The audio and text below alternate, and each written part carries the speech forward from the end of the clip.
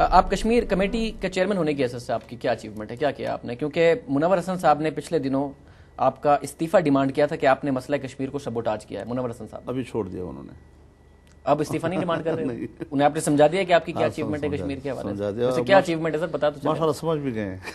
ویسے وہ اچیومنٹ پتا تو چلے، کیونکہ زرداری صاحب جب صدر الیکٹ ہوئے تو انہوں نے کہا تھا کہ 3 مہینے کے اندر اچھی خبر سنیں گے، اور آپ نے کہا تھا کہ وہ خبر میرا چیئرمین بننا تھا. تو سر پھر وہ اچھی خبر کہاں رہ گئی کشمیر کے حوالے سے؟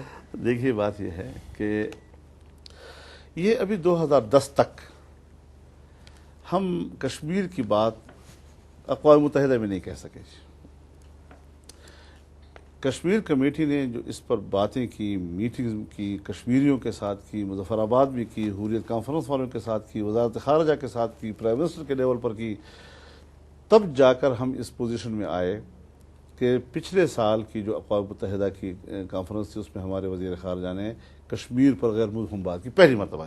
وہ اس لیے نہیں تھا کہ کشمیر کی اپنی جو پیسفل جدوجہد ہے، پرامن جدوجہد ہے عوام کی، اور جو مظالم ہو رہے تھے وہ انٹرنیشنل میڈیا پر بہت زیادہ ہائی لائٹ ہو گئے تھے، وہ اس وجہ سے نہیں تھا؟ وہ تو ماضی میں بھی تھے نا جی، یعنی ایسا تو نہیں کہ اسے کوئی تصور، ماضی میں ملیٹنسی کا ایلیمنٹ بھی تھا نا. ماضی میں ملیٹنسی کو بھی تو آپ جہاد کہتے تھے نا کشمیر کے اندر. ویسے وہ جہاد تھا حلال، ملک میں کے اندر غیر شرعی تھا، تو وہ ویسے میں عرض کر رہا ہوں نا جی کہ جو لوگ وہ جہاں پر آئین نہیں ہے، جہاں پر قانون نہیں ہے، جہاں لوگ آزادی چاہتے ہیں، دیکھیے یا تو آپ اپنے آپ کو آزاد کہیں، جب آزاد کہیں گے تو پھر آپ نے اسٹیبلٹی اپنانی ہوگا، استحکام کی طرف جانا ہوگا، ملک کو مضبوط بنانا ہوگا، اور اس کے لیے آپ نے قانون بھی بنا لیا. اور یا یہ آپ کہیں کہ میں آزاد نہیں ہوں تو میں آزادی کی جنگ لڑ رہا ہوں، تو اس کا معنی ہے کہ ملک کے اندر آپ کوئی قانون اور آئین تسلیم نہیں کر رہے. مجھے صرف دین کے حساب سے بتائیے کہ دین کے حساب سے ایک شرعی جہاد تھا جو کشمیر میں کیا گیا، شرعی ہے؟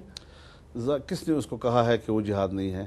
اگر آپ کے ملک میں کوئی ایسے علماء ہوں جس نے کہا ہو تو علماء جو رائے بناتے ہیں ہم تو اس کے تابع رہتے ہیں. بٹ دین باؤنڈریز، دین ممالک سے آزاد نہیں ہوتا، دین تو دین ہوتا ہے. نہیں کیونکہ میرے پاس ایک فتویٰ ہے، میں آپ کو بتاتا ہوں. یہ فتوی ایسے ہیں. انڈیا میں دارالعلوم دیوبندی نے 13 اکتوبر 2010 کو پریس ریلیز میں کہا باقاعدہ طور پر کہ کشمیر بھارت کا اٹوٹ انگ ہے، حالات کو علیحدگی پسندی کے جذبات کے لیے استعمال نہ کیا جائے، کشمیر کے مسئلے کا حل بھارتی آئین کے مطابق ہی ممکن ہے. اب دارالعلوم دیوبندی انڈیا میں یہ کہہ رہا ہے، پاکستان کے مولانا میں کچھ اور بتا رہے ہیں، تو پھر اصل کیا ہے؟ ہندوستانی وہی کہے گا جو دارالعلوم دیوبند والا کہتا ہے، پاکستانی وہی کہے گا جو میں کہہ رہا ہوں. اور سب دین کا تعلق تو انڈیا اور پاکستان سے تھوڑی ہے. حضور صلی اللہ علیہ وسلم نے جب ہمیں دین دیا تو انڈیا اور پاکستان تھوڑی تھے. آپ پہلے دین کو پڑھیں، جب آپ پڑھ چکے ہوں گے.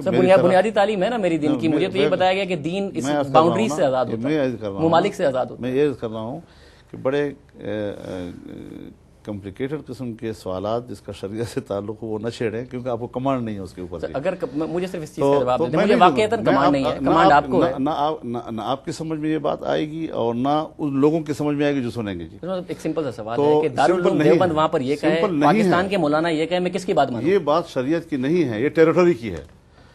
میں کشمیریوں کی آزادی کا ان کو حق دیتا ہوں اور انڈیا حق نہیں دیتا. وہ انڈیا کے ساتھ کمیٹڈ ہیں تو انڈیا کی بات کرتے ہیں، میں پاکستان کے ساتھ کمیٹڈ ہوں تو یہ جغرافیائی تقسیم یہ شریعت قبول کرتی ہے. اچھا، اگر وہاں کا دیوبند کا کچھ کہہ رہا ہے بالکل اس پہ خلاف ہو سکتا ہے، مطلب یہ دین کے اصولوں کی بات نہیں ہے. کشمیر میں بھارتی فوج وہاں کے اسلام کے حساب سے جہاد کر رہی ہے اور ہمارے ملیٹنٹس یہاں کے حساب سے جہاد کر رہے ہیں، دونوں شہید ہیں اپنی اپنی جگہ پر. دیکھیں انہوں نے کبھی یہ نہیں کہا کہ ہم جہاد لڑ رہے ہیں. انہوں نے کہا کہ جی انہوں نے جہاد نہیں کہا ہے، اٹوٹ انگ تو کہہ دیا نا. اٹوٹ انگ کہا ہے، جہاد تو نہیں کہا. ان کی فوج اپنے اٹوٹ انگ کے لیے لڑ رہی ہے نا، تو لڑ رہی ہے تو وہ جہاد تو نہیں کہہ رہے ان کو. علماء دیوبند کی طرف سے کچھ کہا. میں عرض کر رہا ہوں کہ یہ معاملہ جو ہے یہ دو ملکوں کے اور ملکوں کے شہریوں کی ہے. ایم ایم اے کا قیام کی کیا گنجائش ہے؟ کچھ نظر آ رہی ہے؟ آپ کا کل کا بھی اسٹیٹمنٹ ہے غالباً کہ جی ایم ایم اے کے قیام کی طرف بڑھیں گے، ممکن ہے ایم ایم اے کوئی ماحول بن رہا ہے؟ انشاءاللہ. سب آپ سیاسی جماعتیں کبھی مذہب پر نہیں ایک ہو پائیں، آپ سیاست پر کیسے ایک ہو جاتی ہیں؟ یہ تو عوامی قسم کے سوالات ہیں. عوامی نہیں نا، پتہ نہیں اتنے سارے فرقوں میں آپ بٹے ہوئے ہیں، ایک دوسرے کے پیچھے نماز نہیں پڑھتے، ایک دوسرے کی اگر مساجد پر حملہ ہو جائے تو اس طرح کنڈیم نہیں کرتے، سیاست پر کیسے اکٹھے ہو جاتے ہیں؟ دینی جماعتیں جب اکٹھی ہوتی ہیں تو وہ ایک آدھ نقطے پہ نہیں اکٹھی ہوتی، بلکہ وہ مملکت کے نظام کو اسلامی بنانے کے لیے زیادہ سے زیادہ نکات پہ اکٹھے ہوتے ہیں. ٹھیک ہے، مطلب آپ یہ کہہ رہے ہیں جب آپ اکٹھے ہوتے ہیں تو آپ یہ فیصلہ کر چکے ہوتے ہیں کہ جب اسلامی نظام لایا جائے گا، شریعت لائی جائے گی، تو وہ شریعت کس فرقہ کے مطابق ہوگی، کون سا فرقہ فالو کرے گا، یہ سارے آپ فیصلے کر چکے ہوتے ہیں. یہ بھی ہم فیصلہ کر چکے ہیں اور ایک چیزیں جو طے ہو چکی ہیں. کس فرقے کے مطابق ہوگا؟ کچھ چیزیں طے ہو چکی ہیں، کچھ چیزیں طے ہونی ہیں.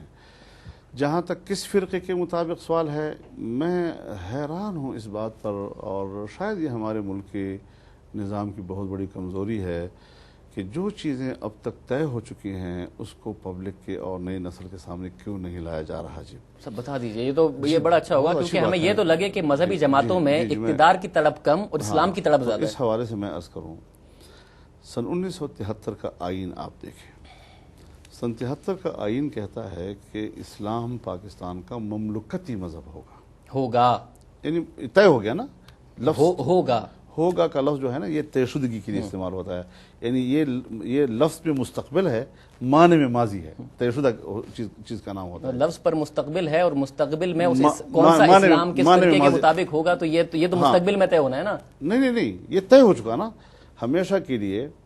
جب آپ کبھی کبھی دنیا کی اصطلاحات میں لفظ مضارع استعمال کریں گے جس میں آئندہ زمانے کا ذکر ہوگا، لیکن اس سے مراد ماضی ہوتا ہے جی، کہ طے شدہ ہے، یعنی یہ ہو چکا ہے جی۔ تو اور کبھی ایسا ہوتا ہے کہ لفظ ماضی کا استعمال ہوتا ہے لیکن وہ اتنی پختگی کے ساتھ بات ہوتی ہے کہ اس کے لیے پھر کہتے ہیں کہ یہ اس کا اطلاق آنے والے زمانے میں وہ درست ہے نا، بٹ بریلوی بھی اسلام کا پیروکار، دیوبند بھی اسلام کا پیروکار، اہل تشیع بھی اسلام کا پیروکار۔ سنو تو صحیح پہلے، خدا کے بندے پہلے سے مت دوڑا کرو نا، میں تو یہی تو رو رہا ہوں کہ پہلے سے دوڑ رہے ہو۔ وہ آئین کہتا ہے کہ تمام قوانین قرآن و سنت کے مطابق بنے گے، یعنی ہمارے ملک کا ضابطہ بن گیا، اور کوئی قانون قرآن و سنت کے خلاف نہیں بنے گا، یہ ضابطہ بن گیا۔ اب کیسے طے کیا جائے کس کے مسلک کے مطابق شریعت آئے ملک کے اندر؟ تو اس کے لیے اسلامی نظریاتی کونسل قائم کی گئی۔ اس اسلامی نظریاتی کونسل کے اندر ماہرین قانون بھی ہیں اور اس کے اندر ماہرین شریعت بھی ہیں، اور ماہرین شریعت بھی تمام مکاتب فکر پر مشتمل ہیں۔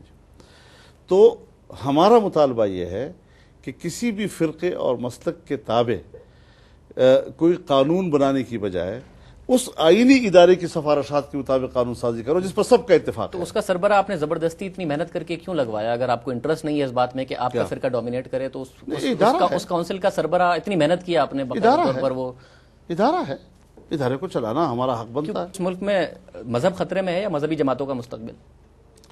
نہ مذہب خطرے میں ہے اور نہ مذہبی جماعتوں کا۔ نہیں ہے کہ مذہبی جماعتوں کا اسٹریٹ پاور اور ووٹنگ پاور بڑا بکھرا ہوا ہے، اسٹریٹ پاور بڑا دکھاتے ہیں آپ، ووٹ عوام آپ کو دینے کو تیار نہیں، وہ سیکولر جماعتوں کو دے دیتے ہیں۔ ووٹ دیتے ہیں ہمیں، لیکن اسٹیبلشمنٹ بیچ سے ہٹ جائے پھر دیکھیں کس طرح دیتے ہیں۔ اچھا، مطلب فوج یا اسٹیبلشمنٹ بیچ میں نہ ہو تو مذہبی جماعتوں کا راج ہوگا یا راج ہوگا؟ دیکھیں اب کس طرح پھر مقابلہ کرتے ہیں۔ حالانکہ پیپلز پارٹی کے اسٹیبلشمنٹ ہمیشہ خلاف رہی، اس کے باوجود پیپلز پارٹی اقتدار میں آ گئی۔ کہا ہے کہ اسٹیبلشمنٹ اس کے خلاف رہی ہے؟ مطلب بھٹو صاحب اور پھر محترمہ جب آئیں، یار آپ ایسی عجیب باتیں کرتے ہیں۔ آپ تو واحد مذہبی جماعت تھے جو پیپلز پارٹی کے ساتھ مل کے 85 میں ضیاء الحق کے خلاف لڑے۔ نہیں جی، دیکھیے ایک ہے جدوجہد کرنا، جدوجہد میں ہماری اپنی ٹھیک ہے ایک پوزیشن ہوتی ہے، لیکن ہر جماعت جدوجہد کے نتیجے میں بڑی ہوتی ہے اور جدوجہد فیل ہوتی ہے تو چھوٹی ہو جاتی ہے۔ لیکن میں پلس کر رہا ہوں اپنی پارٹی کے اور مذہبی قوتوں کے حوالے سے کہ ایک تو مذہبی جماعتیں اگر اکیلے الیکشن لڑیں گی تو پھر عوام کی وہ تائید نہیں ملتی جو ان کو جب وہ اکٹھے ہوتے ہیں ان کو ملتی ہے، اور یہ تجربہ بھی ہو چکا ہے۔ 80s میں مذہبی جماعتیں بالکل ساتھ ملی ہوئی تھی ضیاء الحق کے جہاد میں۔ آپ تھے سن 70 میں؟ کب مذہبی؟ نہیں میں بالکل نہیں تھا، بٹ میں پڑھنے کی تو صلاحیت پھر آرام سے رہو نا جی، پھر مجھے پتا ہے کہ اسٹیبلشمنٹ کس کے ساتھ۔ اس کا مطلب ہے کہ میں 18ویں صدی کا سوال نہ کروں کیونکہ آپ اور میں دونوں نہیں تھے 18ویں صدی میں۔ ٹھیک ہے، نظر ہونی چاہیے۔ بہت شکریہ، مہربانی۔